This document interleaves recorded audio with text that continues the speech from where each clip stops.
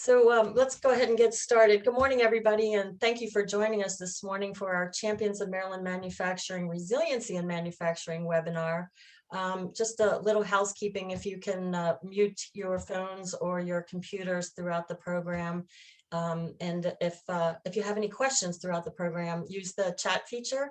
And when we get to our Q&A period, we're going to address the questions or comments that have been submitted, and we'll leave plenty of time for that Q&A at the end of the program. So our Champions of Maryland Manufacturing program, what is it? Last year, we collected stories from individuals, companies, academic institutions, agencies, and others that had made some extraordinary efforts in support of Maryland's manufacturing industry. And we collected those stories in 7 categories, one of which was resiliency in manufacturing. And so today we're highlighting some of those champions and their efforts and the things that they've learned through the COVID pandemic, which was what a lot of our stories related to. We are, unlike some of the previous Champions webinars that we've had, we're not actually going to give each panelist, 5 or 10 minutes to tell us their story, because you've already, we've submitted or emailed you the stories, links to their stories ahead of time so you could read them. But rather, we thought it would be a unique way to feature their stories by asking them some questions that allow them to highlight some of the lessons learned, some of the successes that they had, and some of the key factors that played into their recovery from and resiliency after the pandemic. So I think you'll enjoy hearing what they have to say. Denise has primed the pump with some good conversation, and we're excited to have everybody joining us. Again, use the chat feature throughout the program, and we have a couple of sponsors we need to thank for supporting today's program. First is one of our primary partners that we're always glad to partner with on programs, and that is Maryland Manufacturing Extension Partnership, also known as Maryland MEP. And we have joining us today from MEP, Executive Director Mike Kelleher. Mike, do you want to unmute and say a few words? Sure. Thank you, Stacy, and good morning, everybody. We're proud to be a partner of RMI and excited to sponsor not just the Champion Series, but this session today around business resiliency. I think you guys are in store for a great conversation. It's been really impactful to see and hear and experience firsthand the resiliency and the innovativeness of the Maryland manufacturing community. Just the number of companies we've seen and stories we've heard of you all, the manufacturers, pivoting your business, altering your operations to step up to the challenge of not only COVID and responding to make PPE and other items, but really to position your business for growth as we come out of the pandemic. So again, as always, we're excited to champion, we're excited to sponsor. Our team is always here to support the manufacturing community and RMI, and like you all, I'm excited to listen in on the conversation today. So thank you, Stacy. Thanks, Mike. Before we introduce the next sponsor, who is also our moderator for the panel, I wanted to let you all know, in true resiliency mode, we are going to wing it today, because in one respect, because one of our panelists, Jen Musser, their company found out that they were potentially exposed to COVID. And so she received notification that she had to leave the office right away and everybody had to go home. And she doesn't have equipment to be able to tune in from her home location. And she tried to find a replacement on short notice and wasn't able to. So she sends her apologies for not being here and her thanks for everybody tuning in and being willing to hear what they had to say. But unfortunately, she won't be able to join us. But we're going to make the best of it. We've got plenty of good information to share from our other panelists. So on to our next sponsor is the Alternative Board, Baltimore, Washington, also known as TAB BWI. And the organization or the company is represented today by CEO and owner, Denise O'Neill. And Denise, we thank you for your support as a gold sponsor of this program, and also as for your time as the moderator. She's put in a lot of time working with our panelists and with me to create the content for this program and make sure that it's one that you all will benefit from. So with that said, I'm going to turn it over to Denise. Take it away, Denise. Thank you, Stacy. It's great to meet you all, even if it's in this virtual world we're living in. I'm really thrilled to be here with you today. And I wanted to take a second because some of you know each other, some of you don't. But, you know, when I was looking at the participant list, it's amazing the cross industries that are participating today. So, of course, we anchor in our manufacturing community, but we've got members from architect firms, engineering firms, nonprofits, service providers, our state government, our local governments. And I think it's a wonderful coming together of industries because the things that we learn from resiliency, doesn't matter what industry it is, there are things that we can all share and benefit from. So it's great to kind of see this cross section of faces out there. So thank you. TAB. So Stacy said it's the alternative board. It's actually an international franchise and I own the Baltimore, Washington area. But I've petitioned several times to change the name.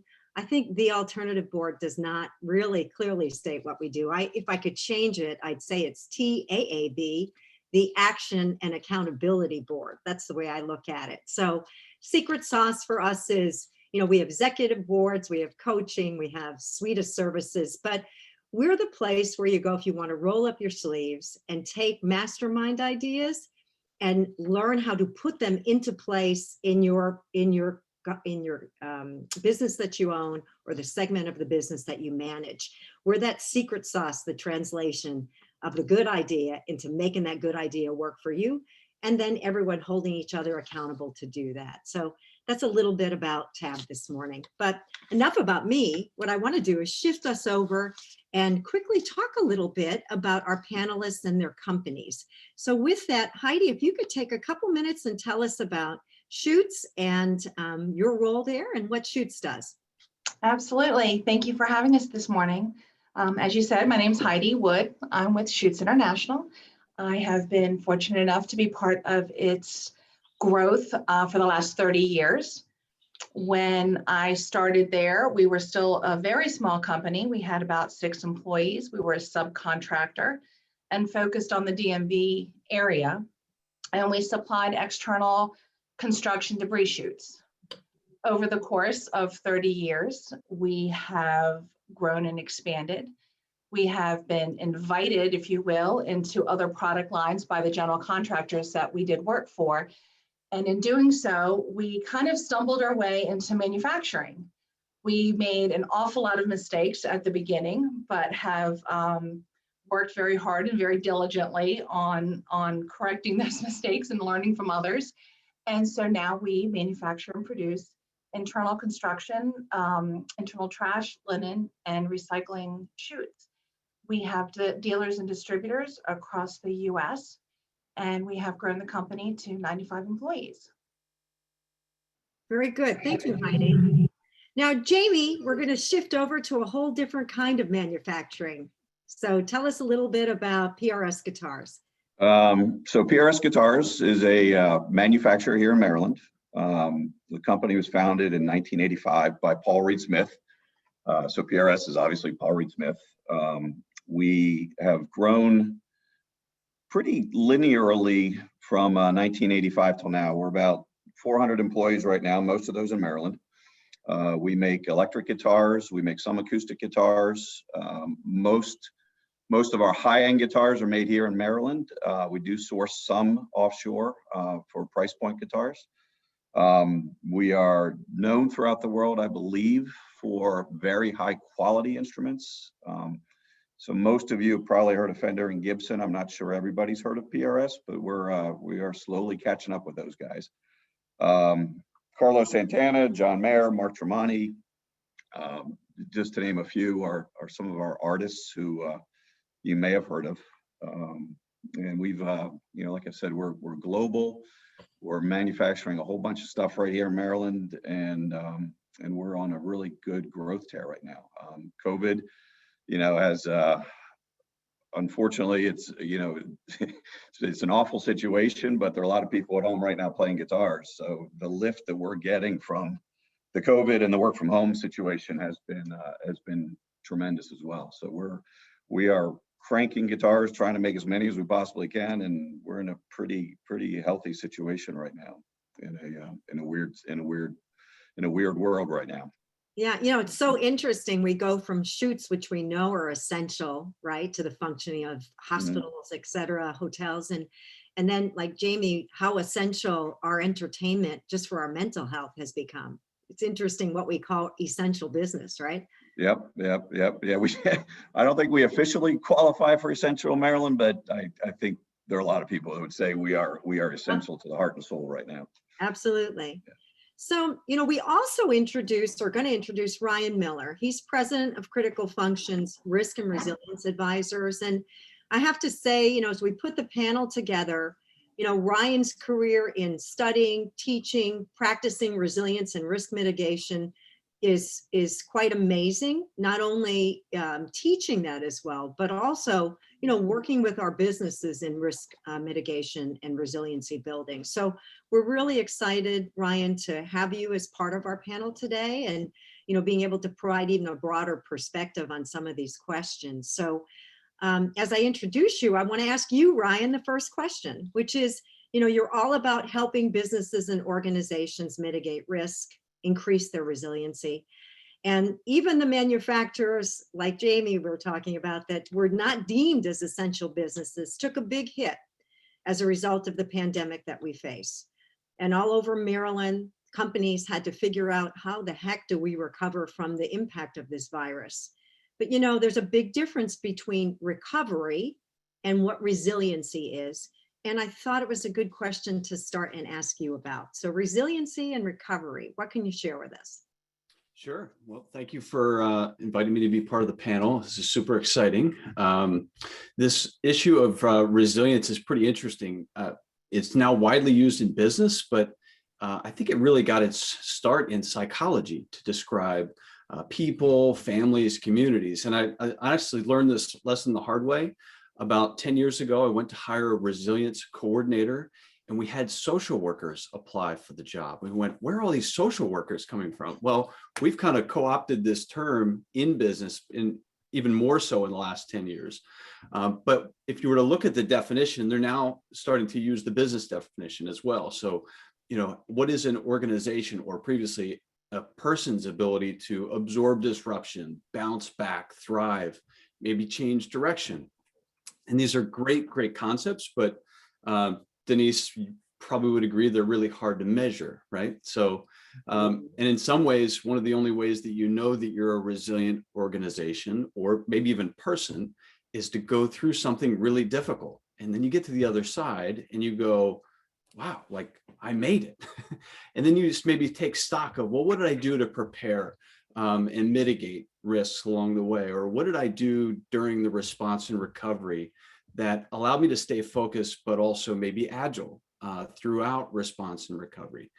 And then on the other side, you're able to say, all right, I'm a resilient organization, but you might not have known that even going into it. So that's the cool thing about today and these stories, these champions of manufacturing, is we get to hear some of the insights, what they did either before, during COVID, maybe in the middle of it to absorb the shock, change direction, thrive, and in some cases just, maybe change course entirely. So thank you again for this opportunity, and I'm excited to get to know our panelists a little bit better. Great, thank you, Ryan. So let's ask a question now to the panelists. So we know that you and your teams have demonstrated wonderful success on the resiliency front. And I know in talking with you earlier this week that all of you made decisions and investments prior to 2020 that on one hand contributed to your successful navigation through this crisis. But on the other hand, there are investments that you made that you might as well have just thrown away or postponed the use of for the near future anyway. So we thought it'd be great to be able to share kind of the things that you invested in that helped you be successful, and those things that you're shaking heads saying, man, the timing on that investment was not a good one. So Jamie, I know you have something particular to share there. So let's start that question for you. And you're on mute. Sorry about that. Yeah, I'll start with some of the positives. Our marketing team has done an outstanding job the last couple of years investing in social media.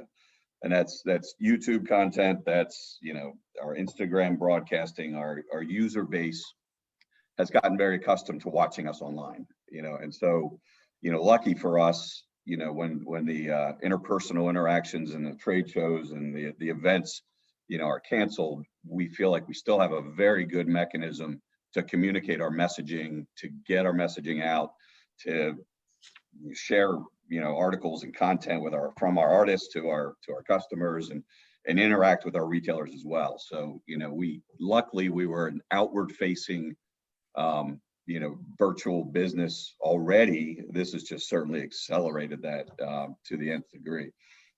We had also put a new ERP system in, thank goodness, which allowed, you know, we had to work from home, we could still access our system, do our work, you know, see our numbers, and work on a web-based system with our ERP system, which thank goodness we had gotten in place about 2 years before this thing hit.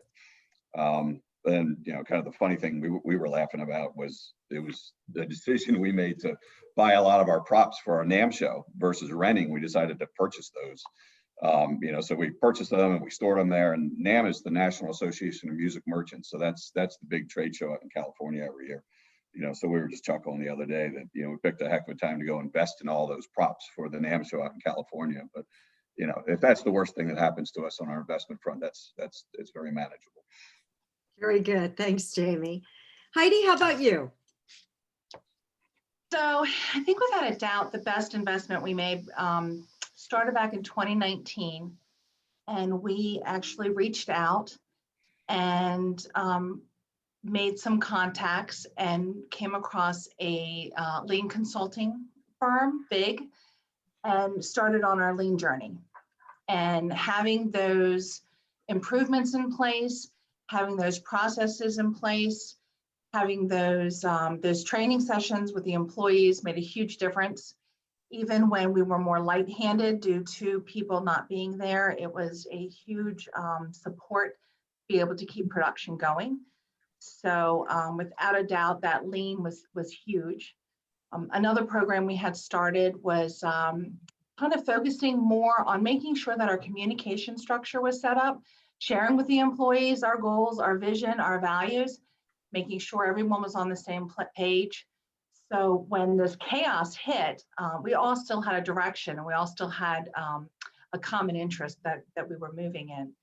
And as Jamie mentioned, the infrastructure to be able to work from home for those people who were able to work from home, being able to have that remoting ability, and being able to continue as much as possible in a safe environment. Heidi, I was reading the nomination and why you were awarded this, you know, this award. And one of the things that came up about Shoots was that refocus on mission, vision, values, you know, the year before, and how, you know, that allowed people to really come together as a family, as a team. I think one of the values is love, right? Love for each other. Yes, that would be our CEO, our Chief Energy Officer's favorite value of ours. And having started off as such a small company, it's definitely a foundation that's always been there. Yeah, it's an interesting thing, because part of resiliency is feeling, you know, for each other and helping each other through things. And I know I had a company that was having a particular problem, and, you know, they asked for volunteers, and they had done the same thing, lots more focus on their values and the mission and the vision, and building a culture, investing in their people. And when they asked for help, they had, out of, I think, 70 people that worked there, 24 raised their hand and said, count me in, I'll help. And they had said, had they not been focusing on that prior to the crisis, they maybe would have had 5 or 6 hands. So they could see it translate. And as I was reading your bio there, I thought, you know, that's a reoccurring theme, you know. Ryan, I think you probably have something to add there. Yeah. I was just actually thinking that focus on objectives is absolutely also what gets you through a disaster. I mean, no matter in Texas right now, I'm sure even at the state level, you can't fix all of the problems all at once. So you have to be very focused on objectives on a cyclical basis. Like, what are we really going to get done today? And I think that translates really well to what Heidi just said, is sort of they went into COVID, even though the shock was so, to some degree, so sudden. They already had that rhythm, that drum beat, and that cadence and the communication structure in place to really communicate what was most important on a daily, weekly, monthly, quarterly basis. That's an interesting kind of parallel. It is. I have one of our companies actually said they totally changed their cadence of communication and will continue with that more regular communication going forward. They learned so much from it. So that's, I think, really important point. I want to say that, even though Rinker's not with us, when I was talking with Jennifer, she had told me they had made an investment in virtual training so that their engineers and that could continue their training, their technicians. And she felt, that was an amazing positive for them, because throughout the crisis, no matter where they're at, they're able to continue that training. Otherwise, they would have fallen behind in certification. So, that's something I think is important as well. So let's ask another question.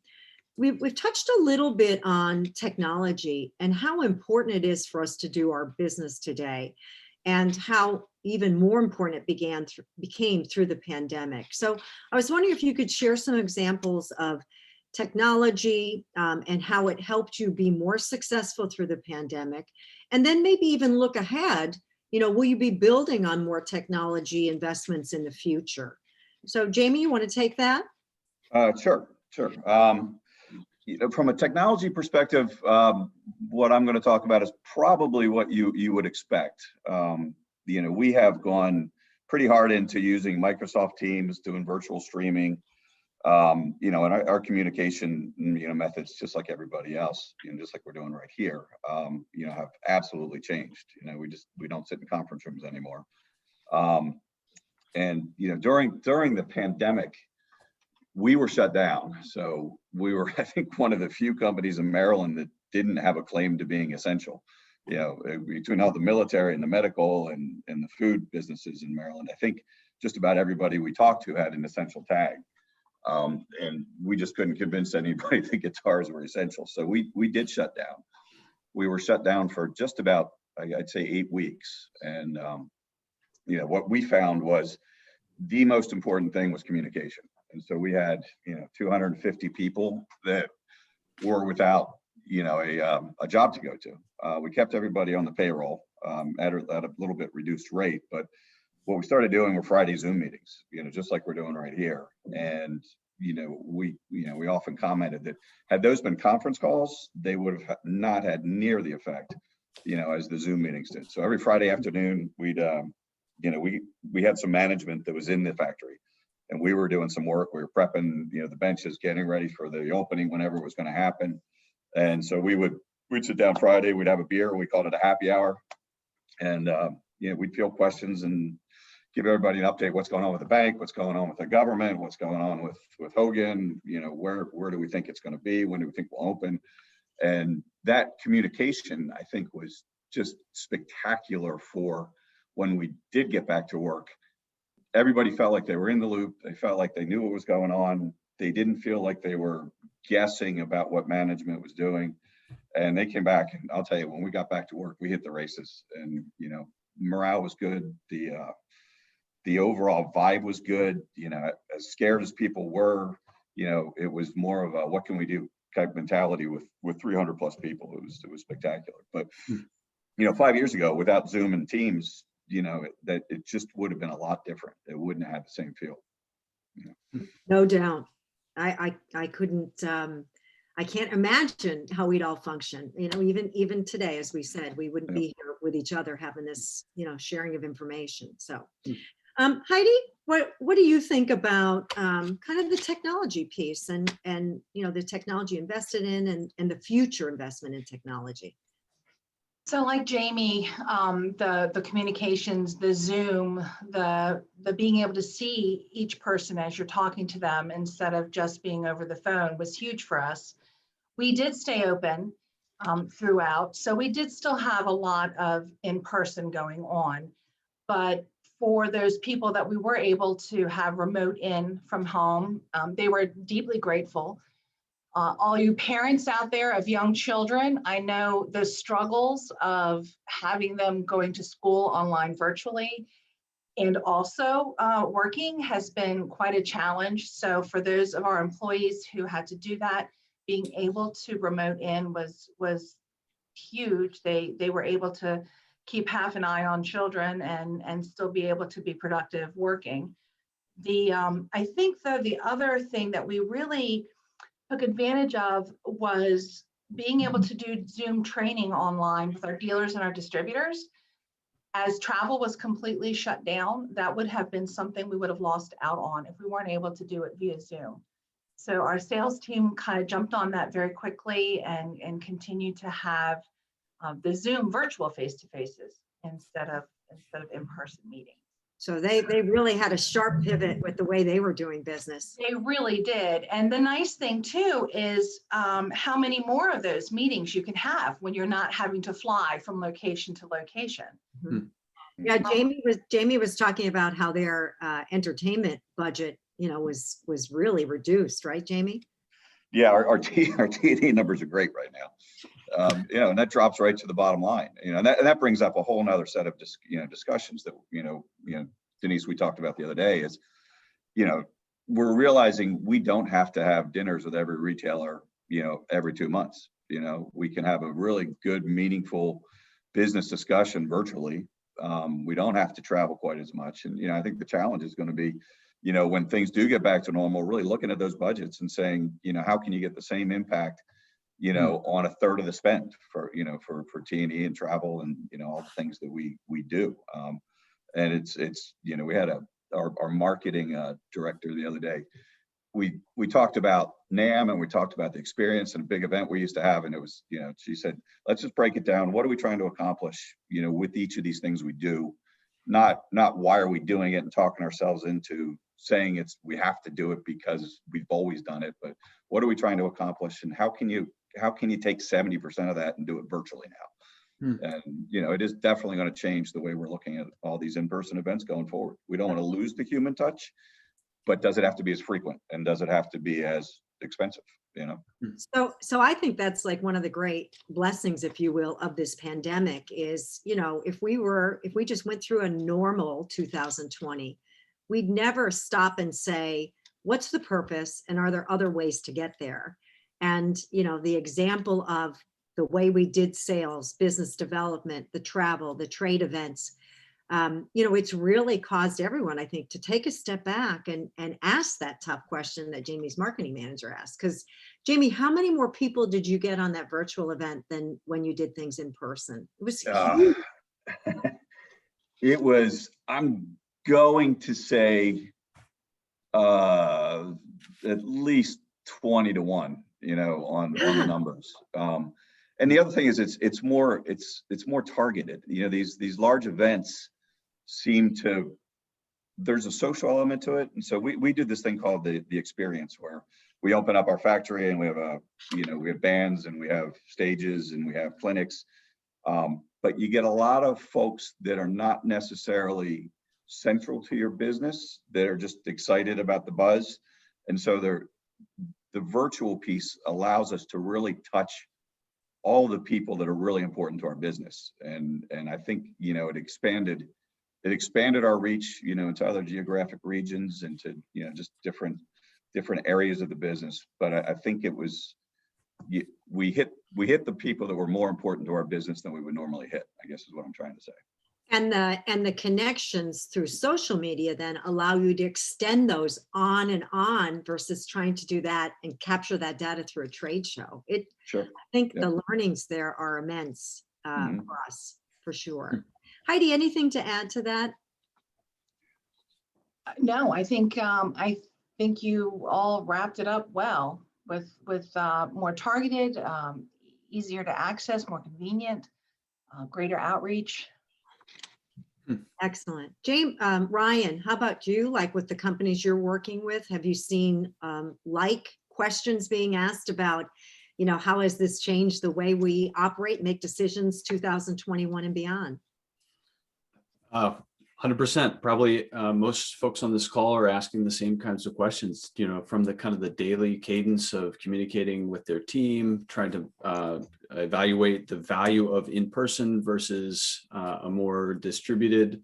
Both kind of have their pros and cons. Heidi just mentioned those that are balancing, home responsibilities versus work responsibilities. That might be a bigger struggle. And then for leaders, just trying to figure out how to be most flexible. There's just, no one employee is the same. No one person's home environment is the same, and trying to balance those to maximize outputs is a real challenge for leaders. And I think they're all asking the same kinds of questions that Jamie and Heidi just brought up. Very good. That leads beautifully into another question I have for the panel, and that's the culture.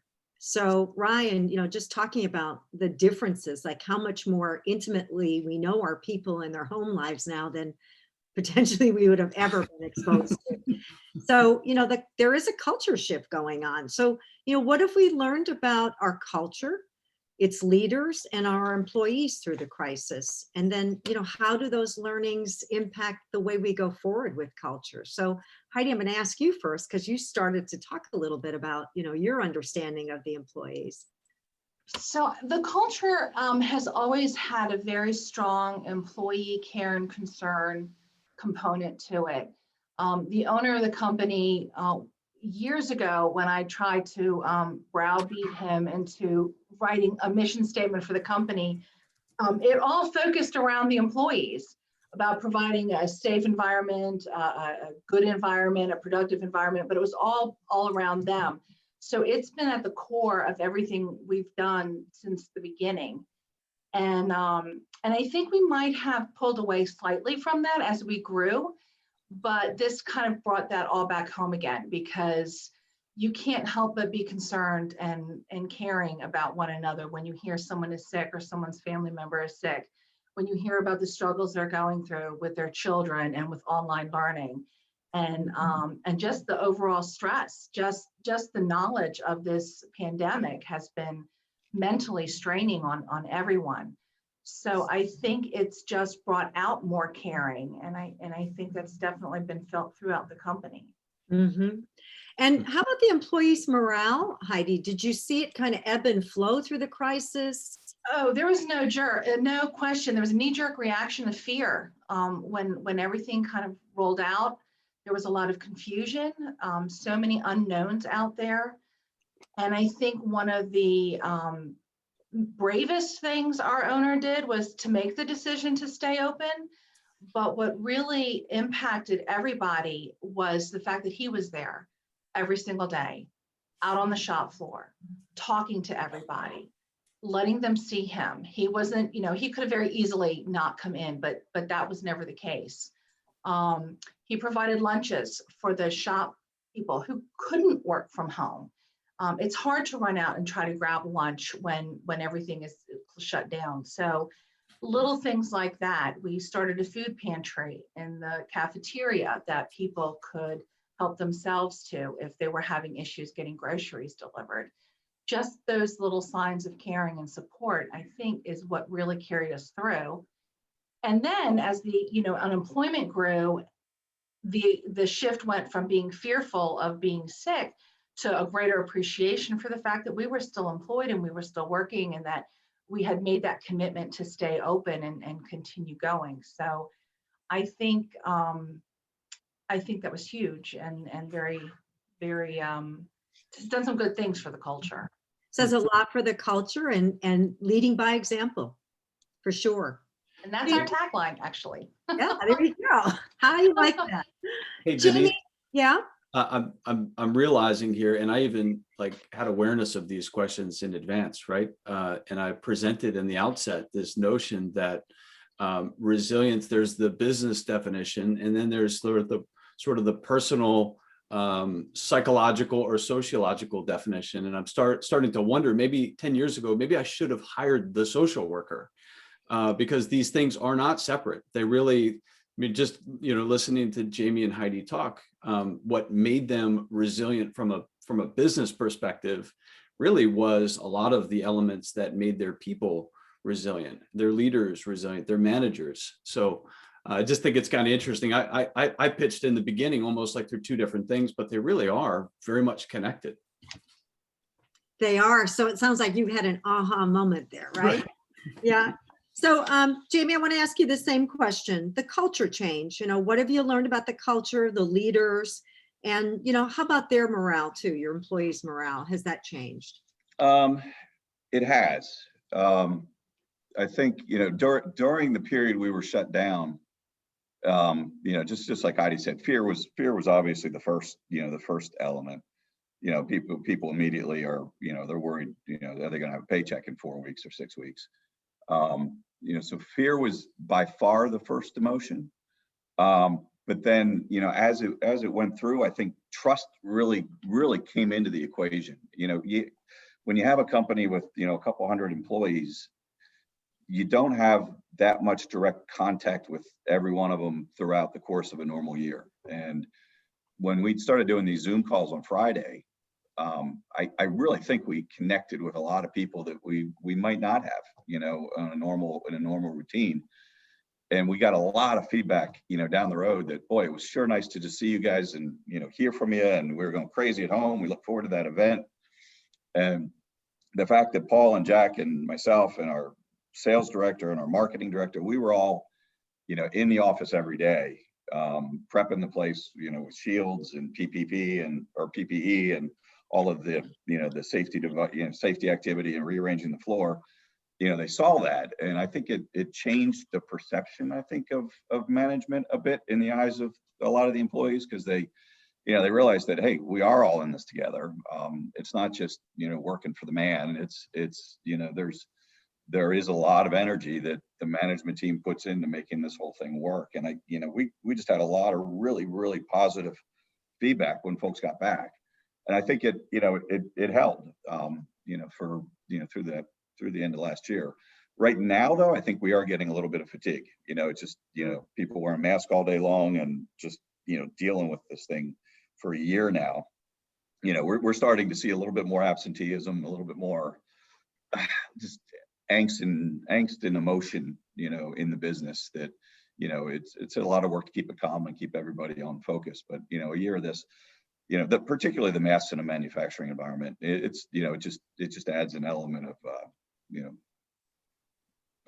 unhappiness, I guess, as you're doing your job. So it's been a roller coaster, some really good things and, some challenges that have come out of it. Yes. Ryan, you want to contribute something there? Yeah. Well, you read my mind, Denise. So just looking at what Scott posted in the comments here, I mean, you're absolutely right, Scott. There's no substitute to being able to kind of look into someone's eyes. I think right now, as we go kind of into this next phase of COVID, as manufacturers are trying to get their arms around who might be willing to be vaccinated and who not, in a virtual context where you're not able to get the nuance of where there might be resistance or hesitation. It's very hard to do that when you're not sort of able to, see somebody's face, have a kind of less formal conversation that we are also accustomed to doing. So that's, as we go through the arc of this, the challenges are never consistent. They always are changing. And there's no question that we do lose something when we're not able to, be face to face with the people that we serve and work with. I think, investment in resiliency building, and like Jamie said, just realizing that we're still going to have a little bit of this, and we've got to stay in tune with that and come up with creative ways and even deeper coaching relationships with our individual employees to pull them through this. We did an espresso challenge, which was a gamification of things that you do to build your resiliency. It might just be take a deep breath. It might be get up 10 minutes early and meditate, or go for a walk, 10 minutes of sunlight on your face. And we gave points for that. We had 80% participation and amazing kind of comments back from the participants on how this kind of helped them through January, February. And it was very inexpensive. So it's Espresso is the name of the app. And, so check it out, just see if it's something that could help you.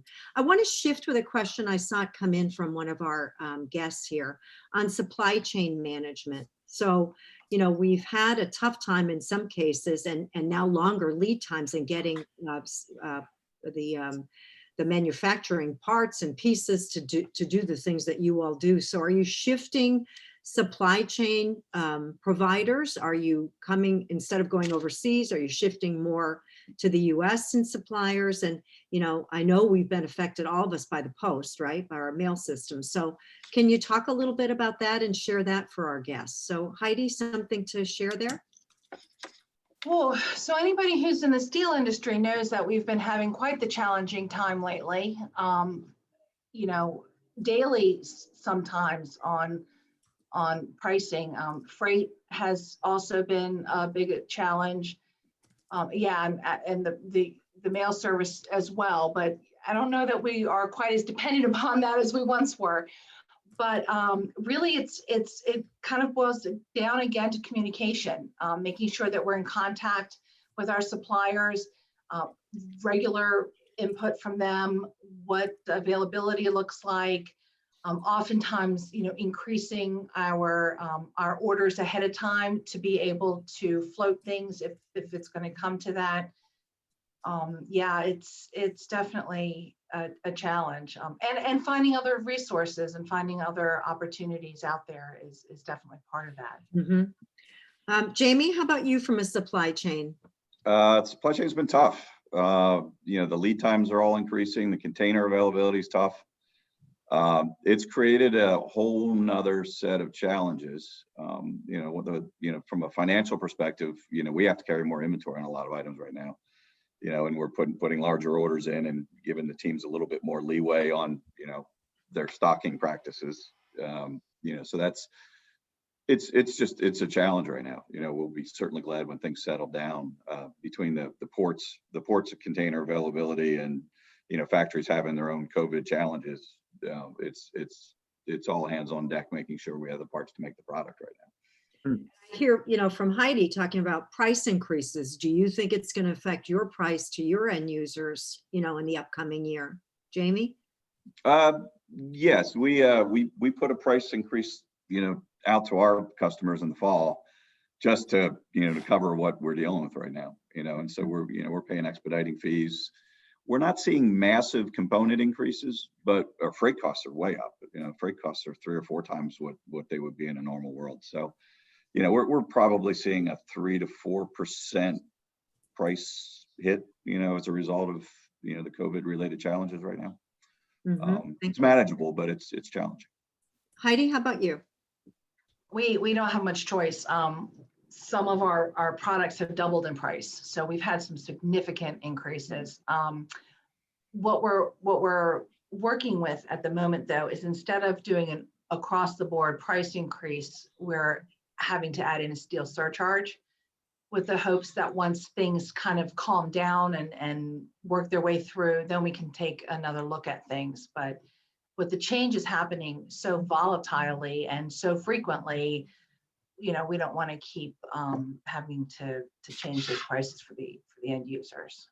Mm-hmm. And Scott McDonald, one of our participants, shared on the chat line that they're seeing the same thing like steel in plastics. Yeah, we have a plastic chute. So yes, we are also seeing that in the plastic area as well. So it's definitely going a little crazy right now. Yeah. Ryan, have you seen kind of pressures on pricing with the companies that you're dealing with? Sure. I think the challenge is it's just hard to forecast, right? Just like COVID, nobody really kind of knows what's around the next corner. So, I was honestly sort of kind of wondering whether or not either Heidi or Jamie might have some recommendations for those that are going. At the end of the day, you have to know the numbers, you have to get really detailed, but you use the word, Jamie, about being flexible, with those that are managing inventory at your factory. So how do you balance that tension between both being very flexible, but at the same time being, very discreet and very accurate in what you can know about the future?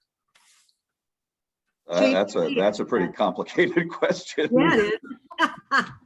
No crystal ball on your desk, right? I'll tell you that we've never run more financial projections than we have the last 12 months. Our finance team we were redoing cash flow projections every 2 or 3 days, it seemed, during the tighter parts. And luckily for us, our demand is high and our cash situation has actually gotten a little bit better. So we have a little bit of room to breathe, but it was tough. I mean, we tried to project everything, and you're trying to project your absentee rate, your availability rate, which customers are going to pay on time, which ones are not, which ones, are going to stay in business, which ones are picking up their internet business, which retailers are shutting down. And, it's 2 pages of assumptions, with the cash flow analysis, trying to just make sure that it's right and you're adjusting it as you go.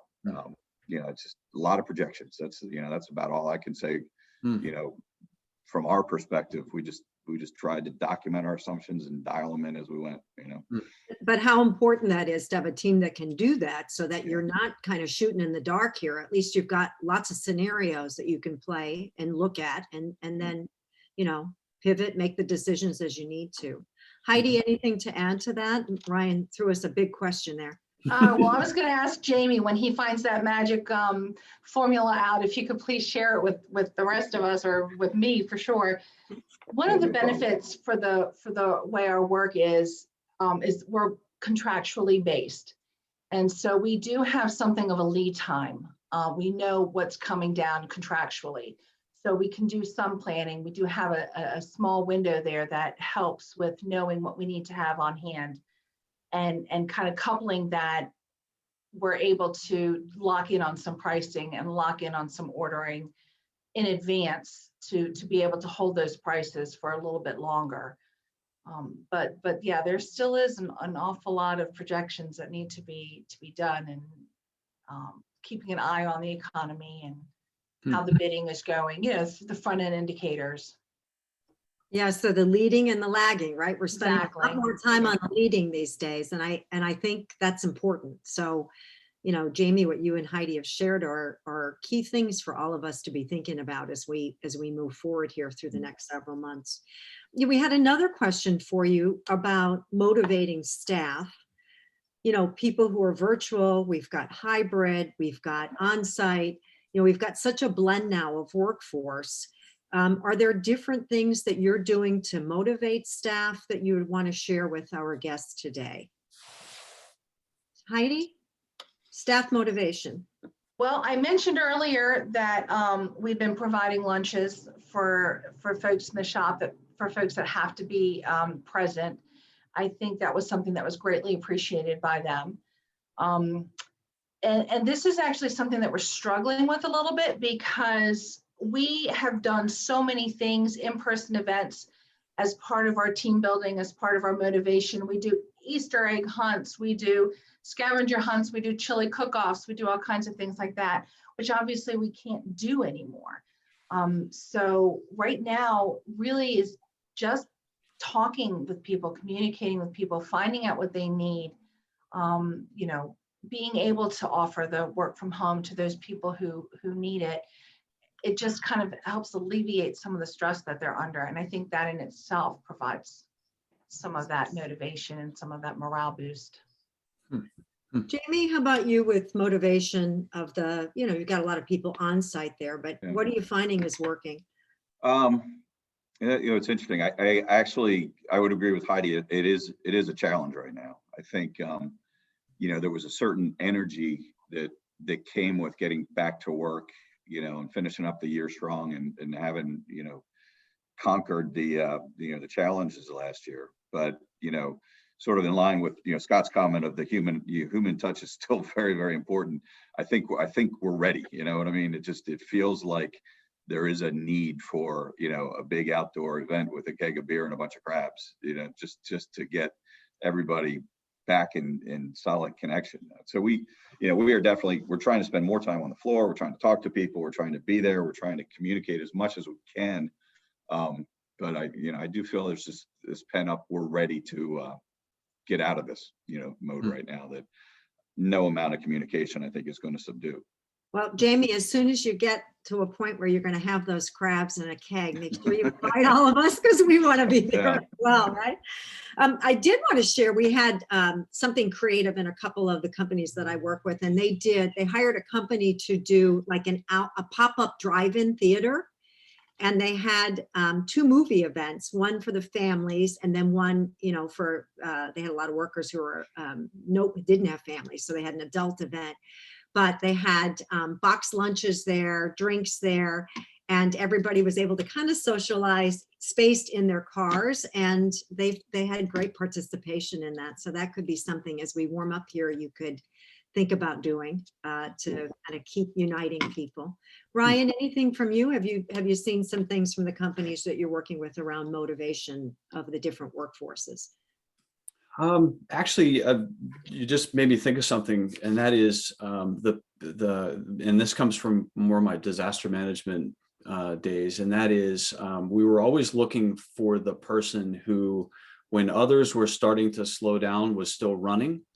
Or looking for those people who might not be the person that comes to that event, but really still needs help, isn't with everyone else. And so I think we're kind of at that critical juncture now where, because we're leaping forward and we're kind of stepping on the gas, it's a really great time to kind of stop and go, okay, is everybody seem to be operating at the same pace? Who's still running that maybe needs additional help or resources that we didn't notice is still overloaded? And then there's sort of the quiet suffering folks that oftentimes, especially now, where you just don't notice sometimes that somebody's not there or is less engaged. So now's a really good time to kind of take a really good survey of the people and see. And those are just 2 good kind of yardsticks to use. Who's still running that might be able to use additional resources, and then the other is who is it that might be kind of quietly not quite where everybody else is, but might need some additional support and care.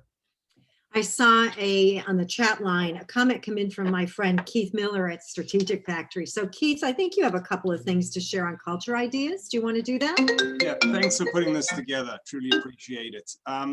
We've got 138 odd people that are on staff. I would probably say 8 of them are remote. So everybody else is truly in the building, and it has been in our building since the beginning of this pandemic. It's been a trying time. So early on, everyone was just, let's just get it done. We'll figure it out. A lot of anxiety. And I think that now has just developed into a lot of frustration, boredom, a need to interact with people. So what we did at the end of the year is we decided to take our holiday party budget, and we've been having twice a week some kind of event or some kind of something, whether it's a food truck that comes around, taco cart that kind of goes around and feeds tacos in a bag kind of idea, just some kind of culture building exercise as much as we possibly can. Valentine's Day, I walked around and handed out roses to everybody, just checking in, seeing how they're doing. And I can't even begin to tell you the amount of appreciation that we've received has been incredible. So, we have the ability to do a lot of branded swag, those kind of items. And a lot of our customers asked us for year-end gifts, like every year. So we took it to another level for our staff. And now we started doing it for our customers too, where we found out what size all of our staff's kids' shirt sizes are. And we sent them shirts, branded Strategic Factory shirts, and said, we're glad you're part of the family. We sent a bottle of wine with 2 etched wine glasses to the husband and wife kind of couples to say, appreciate all your efforts during this pandemic. And, we know it hasn't been easy. Have a drink on us kind of idea. We've done a couple of those type of parties in a box, if you will, that have included some snacks, and found out what everyone's favorite chocolates are and put that in a coffee mug and wrapped that up and sent that home to everybody. So just easy things like that. We're kind of calling them appreciation boxes. But some of our customers heard about it from some of our staff, and they now asking us for these appreciation boxes. So we've done a really cool branded swag box. We can personalize the people's names on it. So it just kind of goes that extra mile. But I think empathy's become the word of the day. And everybody in our organization, we're trying to drive, you got to be empathetic. You got to be having these conversations, and you got to be extra nice all the time. It doesn't cost much, but it's gone a long way. So That's my 2 cents. Thanks, Keith. And you know, that word empathy, I saw a recent survey. It said 70% of Americans have had more stress in the past 6 months than at any time in their life. 70%. And the most stressed part of our population is not people my age and older. It's actually the younger generation. So Gen Zs and millennials are more stressed, having a harder time dealing with all of this than people who are older ages. So, you know, we can't say, why can't they just deal with it? I'm dealing with it. We have to understand everybody's coming at this, as Ryan said, with different skill sets, expertise, mental health. And so we have to be in tune with that. So Keith, thanks for saying empathy. I think you hit that right. One of the things that we did find is that, you know, people are going home and sitting at the dinner table and it's the same conversation every day. Like there's just nothing new to talk about. So when we're delivering these little gifts to the houses, they're like, how cool was this? Hey, did you know we just got, I don't know, we did an edible arrangement as an example. We sent that to a ton of people and just said, you know, dessert on us, chocolate and whatever. You know, that was the conversation at the meal and was all about how cool the company is. I mean, I could grab a couple of cards that people physically wrote me, handwritten cards, just saying how awesome it is to be associated with a company that understands what we're all going through. So, you know, I think that the mileage that you're going to spend and the effort and time you're going to spend on trying to do these extra efforts are well worth it. I mean, I feel like we're converting people that have looked at it as a job to truly a career, or, you know, I've heard the word lifer being thrown around for the first time in forever. That people have come to me and said, how can I help? What can I do to support? You know, I'm a lifer here, which is cool. So it's changing, you know, the bell curve, the amount of people who were really engaged employees in a meaningful way. And, you know, when things happen at a crisis point, you have a much better chance of keeping them engaged long-term because they're never going to forget what your companies did for them through this important year. So, well, the reality is we're down probably 40 people from when the pandemic began. And those 40 people really probably didn't belong here in the first place. We just didn't have the luxury of getting rid of them or hiring to replace them. And when this pandemic hit, we didn't call them back.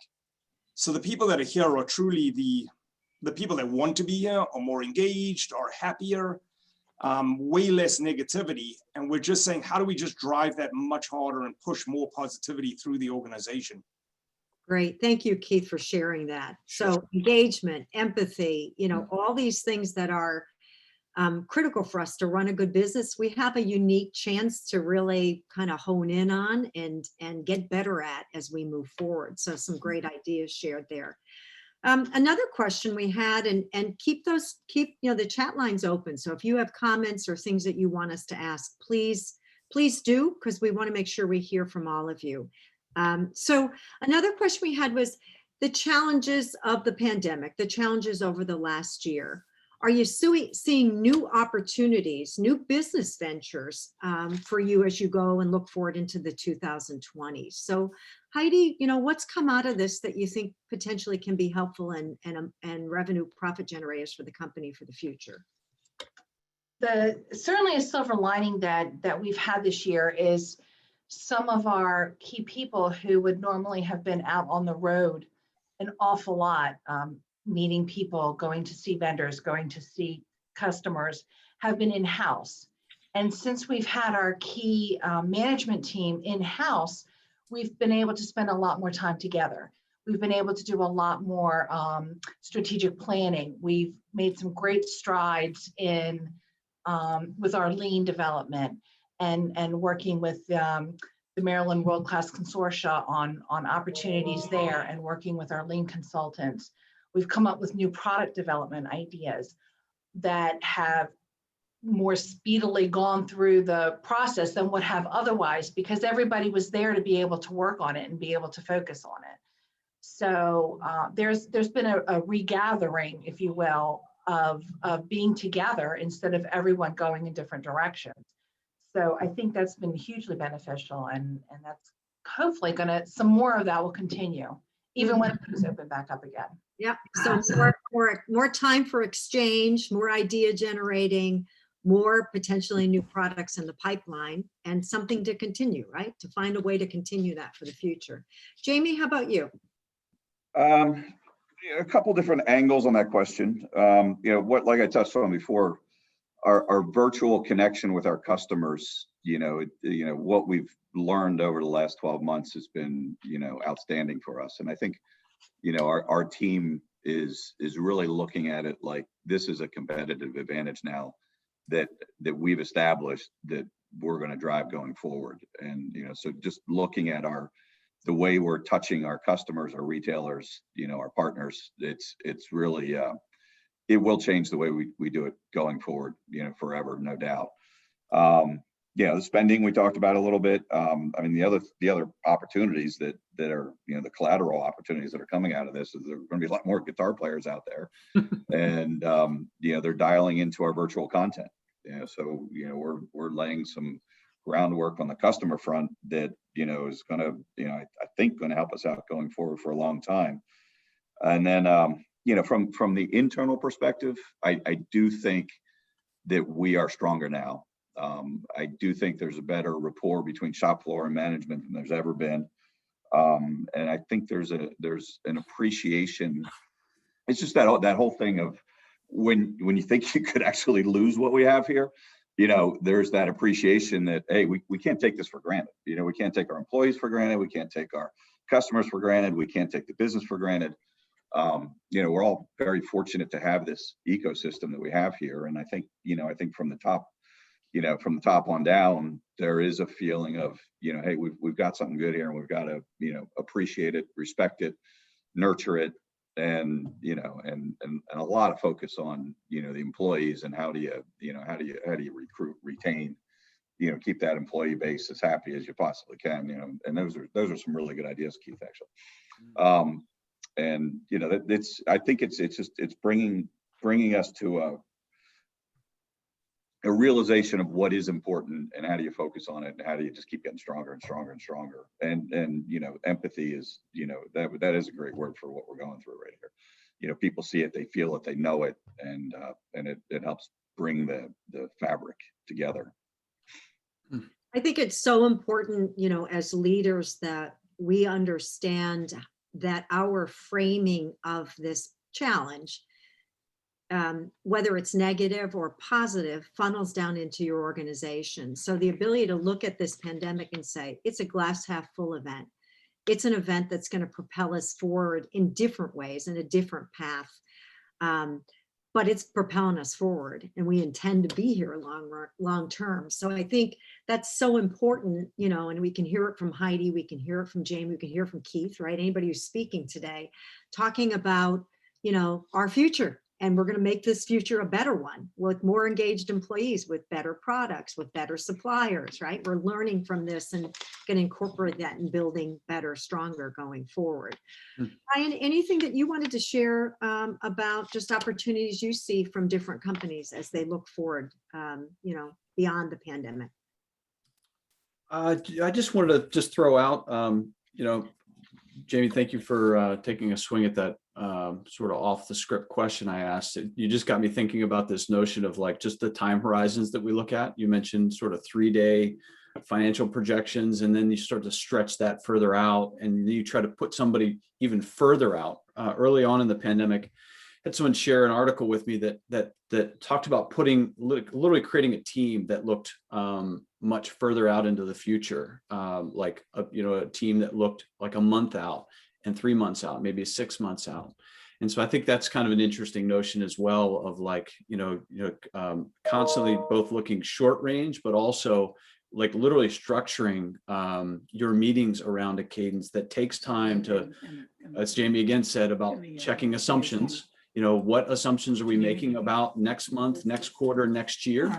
And then slowly, and I'll kind of end with this. We led off with this discussion about recovery. What is recovery, and when will we know recovery is over? Well, that really, this long tail really requires us to continue to look further and further out as we get kind of on the backside of it. So we just kind of throw that out as a method. It's not to just get so close range, but also continually look up, and as we get further into this, be able to look further and further out into the future with more confidence. Thank you, Ryan. So, and I think when we think about recovery, we've seen V-shape, W-shape, and now we're settling down, I think, on the K-shape recovery. And I think we have to understand that, you know, for many businesses here on the phone call today, you might be on the top part of that K, but there are businesses that are going to be on that bottom part of the K, and their recovery may be a slow haul up and out of this. And so, you know, what will work for some companies may not work for other companies. And I think being able to understand that and, you know, develop the right future casting, Ryan, as you talked about, is very important. We had a question from our guests here, just a little bit about how we think, you know, our potentially our local governments and our state government are helping us. What more should we be asking of them? And then also, you know, our wonderful hosts, RMI, how can they be of more help? Are there things that you'd like to see from all of them to help us with our own recovery? So, Jamie, anything that you want to request from our officials and our you know, our partners here? Not in particular. I mean, I think, you know, during the you know, the peak of the crisis, you know, I personally thought the communication was pretty good out of the state. You know, given, you know, all the variables they were wrangling with. You know, Kelly Schultz has been very engaged with our business and just making sure we have, you know, everything we need to keep going. And you know, I'm sure there are some criticisms I could find with the state, but I mean, overall, given everything that's been going on, I thought it was handled reasonably well. Yeah, and you know, from RMI's perspective, you know, once again, communication's great. I mean, just being able to get together in situations like this and talk things through it's really helpful, you know, to hear what other people are going through and how they're handling things. This is a really good exercise right now. It's cool. Thank you, Jamie. Heidi, some thoughts on that? I would have to agree with Jamie. The only thing I would love to get some help with, if it's possible, is the vaccine. And, you know, as many of us fall into the 1C category, being able to help our employees become vaccinated, those who want to be vaccinated.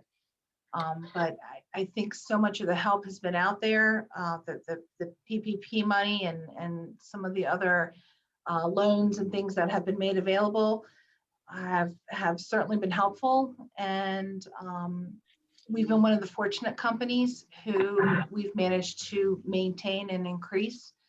So we'll be forever thankful for that. Thank you. Let's see, Mary Ford Nile just shared something in the chat line I wanted to share with everybody.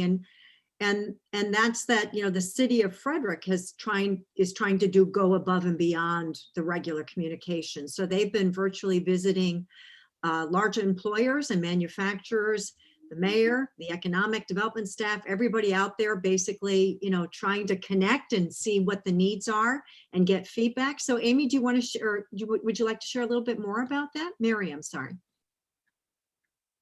Sure. I think it's just valuable because I think as a result of these business visits, first of all, they really enjoy being able to meet the mayor and just talk about what's going on in their world.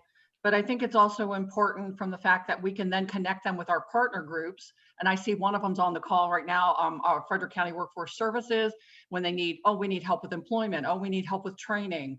And so we're able to help provide that connection. And normally, and sometimes it's just about listening because we all are in this together. And we hear things, and there's different ways that we can connect them maybe with resources that they weren't aware of. So I think it's been a really great exercise. We're continuing to actually have, I think, 4 or 5 more scheduled this Friday. And we often do follow-up as a result of that with a follow-up virtual call with our partner groups. Mary, that's excellent. Thank you for sharing that.